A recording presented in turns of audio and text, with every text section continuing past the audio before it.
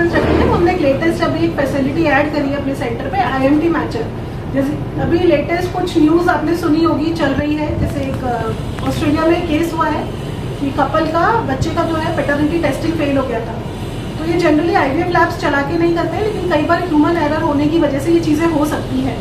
तो हमने एक नया एडवांस्ड टूल अपने लैब में ऐड किया है जिसका नाम है IMT मैचर। तो ये टूल क्या करेगा, जो ह्यूमन एरर होने की जो संभावना है उसे कम करेगा। और बाकी जो इसका डिटेल है वो विशाल जी बताएंगे आपको, जो इसका टेक्निकल जो पार्ट है। IMT मैचर एक सिस्टम है जो कि बारकोड बेस्ड सिस्टम है। ये सिस्टम ये इंश्योर करता है कि जिस पेशेंट के शुक्राणु निकाले गए हैं या जिसके अंडे हैं, जो सैंपल्स हैं, वो उसी पेशेंट का है या किसी अन्य पेशेंट का आके कहीं उस पेशेंट के साथ में कहीं मिक्सअप क्रिएट ना हो जाए। तो जैसा कि IVF के अंदर 20 से भी ज्यादा क्रिटिकल स्टेप्स होते हैं जिनको मॉनिटर कर एक स्टेप्स को क्रिटिकली देखा जाता है कि यहाँ जो सैंपल हैंडलिंग चलते हैं, जिसमें जैसे कि आपका पिकअप का हुआ, विट्रिफिकेशन हुआ, ट्रांसफर हुआ।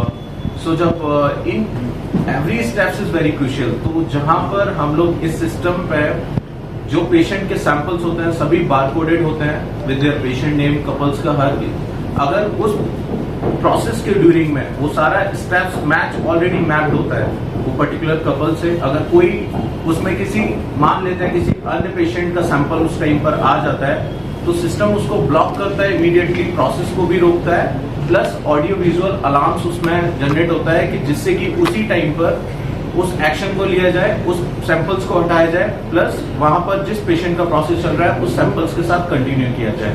हम लोग यूज़ कर रहे हैं वो बिल्कुल एडवांस्ड और लेटेस्ट टेक्नोलॉजी यूज़ कर रहे हैं। सारे पेशेंट्स यहाँ पे बहुत खुश हैं, सब खुशी के साथ में बच्चा लेके जाते हैं हमारे यहाँ से।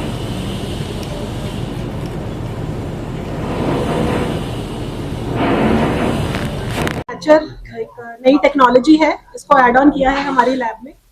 ये टेक्नोलॉजी ये इंश्योर करेगी कि हस्बैंड और वाइफ के जो गैमीट्स हैं उनकी मिक्सिंग ना हो, और जो एम्ब्रियो है वो उन दोनों का ही है, उनका ही जेनेटिक मटेरियल है।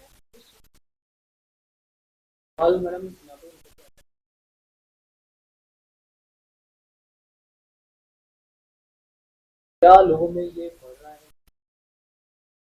है और किस तरीके से ये बढ़ रहा है? IVF उसके लिए कैसे एक आशा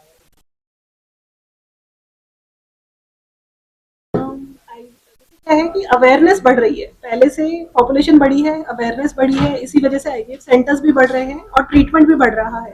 यदि हम मेल फीमेल रेशियो की बात करें तो 30% केसेस में मेल्स रिस्पॉन्सिबल होते हैं, 30% में फीमेल्स रिस्पॉन्सिबल होती हैं, 10 to 20% में हस्बैंड एंड वाइफ दोनों रिस्पॉन्सिबल होते हैं, और बाकी की जो 20% 30% होते हैं अनएक्सप्लेन्ड होते हैं कि कोई भी रिस्पॉन्सिबल नहीं होता लेकिन फिर भी प्रेगनेंसी नहीं है, इसको हम अनएक्सप्लेन्ड इनफर्टिलिटी।